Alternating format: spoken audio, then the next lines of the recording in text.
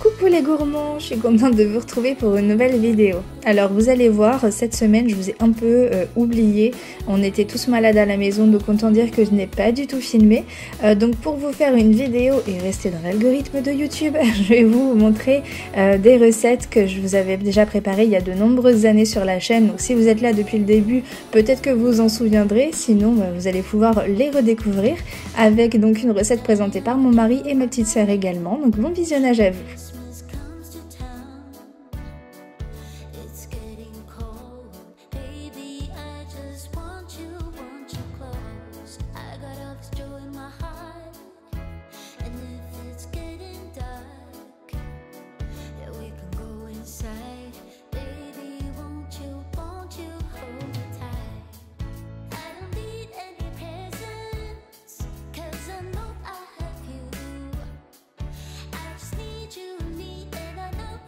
Et j'en profite également donc pour vous montrer la Dégustabox du mois de décembre, surtout aussi pour vous informer qu'elle est actuellement en lot à gagner donc sur mes réseaux sociaux, que ce soit vous pouvez jouer donc sur Facebook, Instagram ou TikTok, donc peu importe le réseau social sur lequel vous avez un compte, vous pouvez y participer et je ferme les votes dimanche, donc vous avez encore quelques heures pour y participer si ça vous intéresse et vous avez tous les liens dans la description.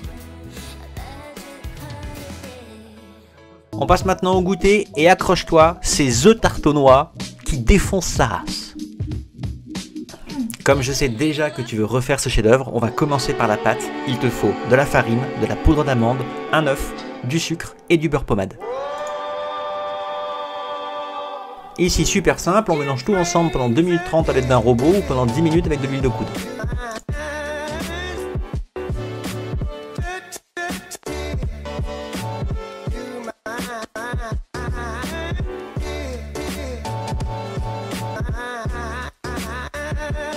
Sur un litre de farine, on met en boule notre pâte qu'on vient réserver au frais 30 minutes.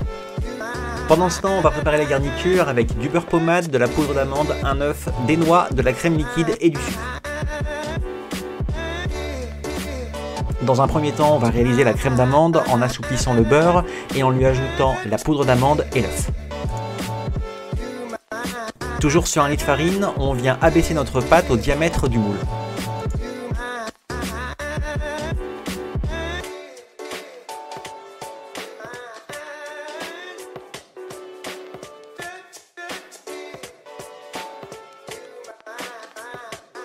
A l'aide d'une fourchette, on va faire quelques trous sur le fond de la pâte pour qu'elle puisse respirer et on vient garnir avec notre crème d'amande.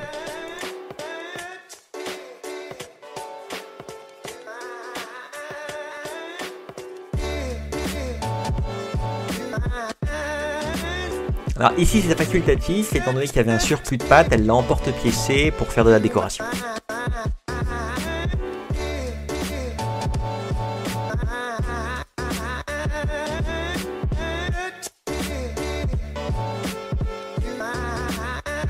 Hop, maintenant direction le four, 180 degrés, 20-25 minutes, chaleur tournante. Pendant que notre tarte est dans son petit sauna, on vient réaliser le caramel en faisant fondre le sucre dans une casserole.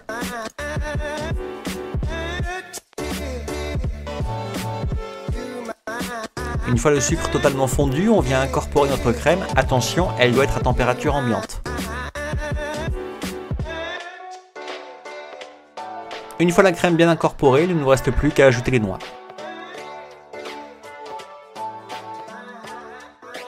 On prend soin de bien laisser refroidir la tarte et le caramel, puis on vient verser le caramel sur la tarte.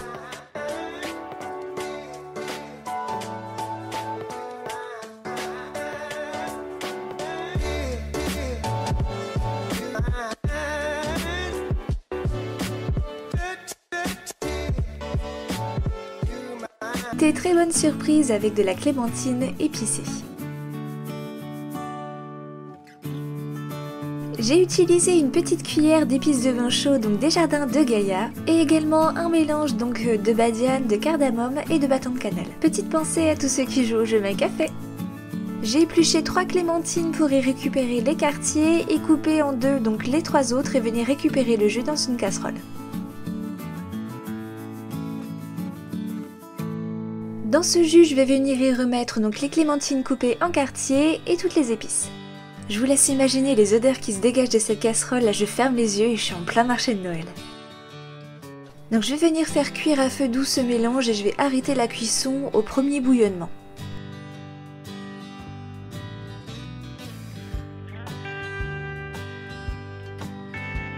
Je réserve le jus en le filtrant grâce à un tamis et je vais venir donc récupérer tous mes petits quartiers de clémentine en faisant attention de ne pas garder d'épices pour éviter que ça croque sous la dent et que ça soit trop fort. J'ai réparti mes petites clémentines dans 2 ramequins et j'ai donc couvert du jus épicé jusqu'à hauteur. Ensuite je les ai laissées refroidir donc au frigo plusieurs heures, donc idéalement vous pouvez même préparer ça la veille. Et j'ai servi avec du chocolat noir pour avoir un petit goûter chrono.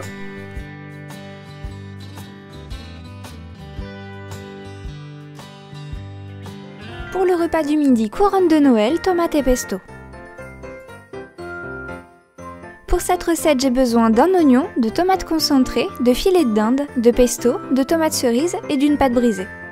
J'émince finement mon oignon et je le mets à caraméliser. En parallèle, je tranche en fines lamelles ma dinde.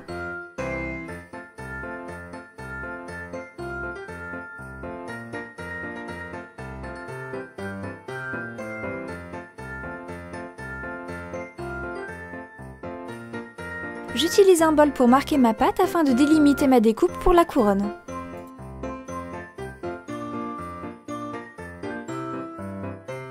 J'étale une première couche de tomates concentrées puis de pesto et j'ajoute ma garniture.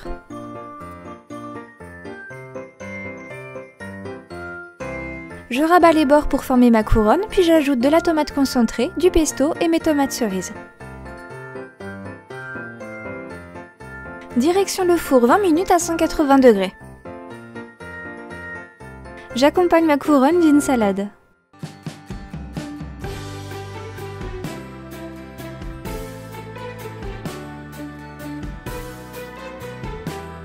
Pour le goûter, réalisation d'une bûche de Noël, chocolat blanc et fruits rouges. Pour cette recette, j'ai besoin de chocolat blanc, de groseille, de noix de coco, d'œufs, de farine, de crème liquide et de sucre. Je commence par séparer mes blancs des jaunes.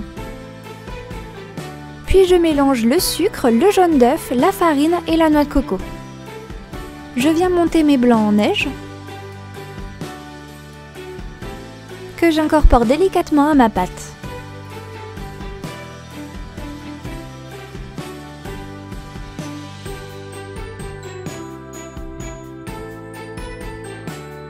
J'étale ma pâte à gâteau roulée dans un moule adapté et direction le four 12 minutes à 180 degrés.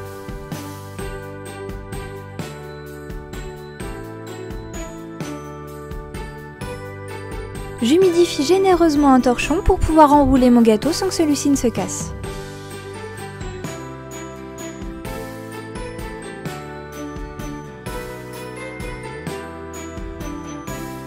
En attendant que mon gâteau roulé refroidisse, je réalise la garniture en écrasant des fraises et des graines de chia et en faisant fondre mon chocolat blanc.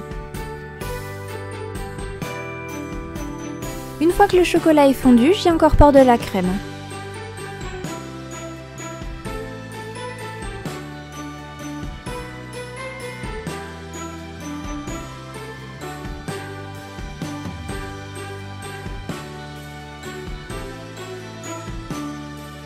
Une fois mon gâteau déroulé, j'étale mon chocolat blanc et j'ajoute ma purée de fraises.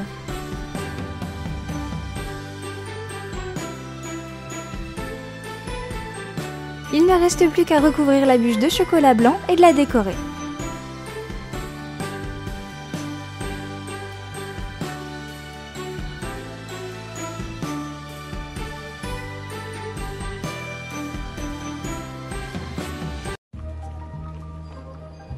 What music is that I hear? Something to try and make you feel at home.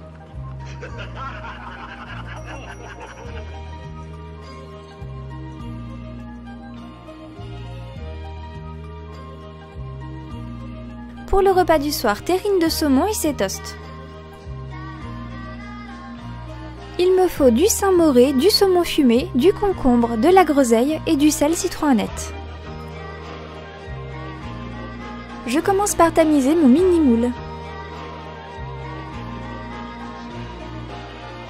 Je mélange mon saint-moré avec mes condiments.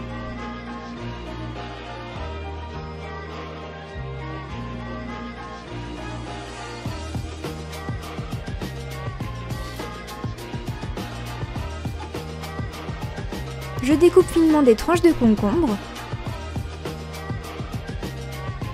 Je tapisse mon moule avec 2 tranches de saumon fumé. Je monte ma terrine en alternant les couches de concombre et de crème Saint-Moré. Je termine ma terrine en rabattant le saumon et en refermant le cellophane. Je réserve au frais 24 heures. Je découpe à l'emporte-pièce 3 tranches de pain de mie que je viens faire toaster.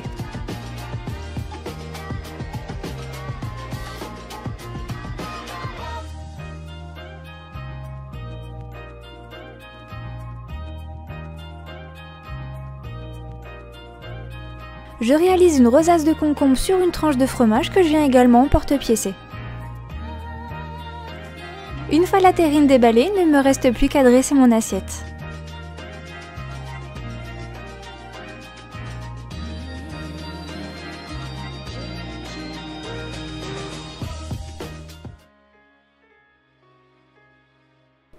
Et enfin, pour le repas du soir, on a préparé un saumon à la coco. On aura besoin de saumon, Cocon, de coriandre citron, et de lait de coco. Pour cette recette express, je commence par couper le saumon en gros cubes.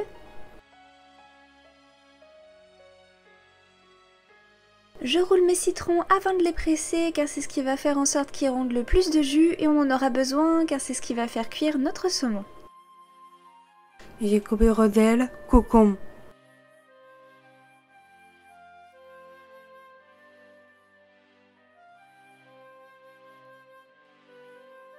Je prélève quelques feuilles de coriandre que je vais venir ciseler. Ajouter lait, coco. Et on mélange le tout. Check, check, check, check. On va laisser notre préparation 30 minutes au frigo afin de laisser du temps au citron de cuire le saumon.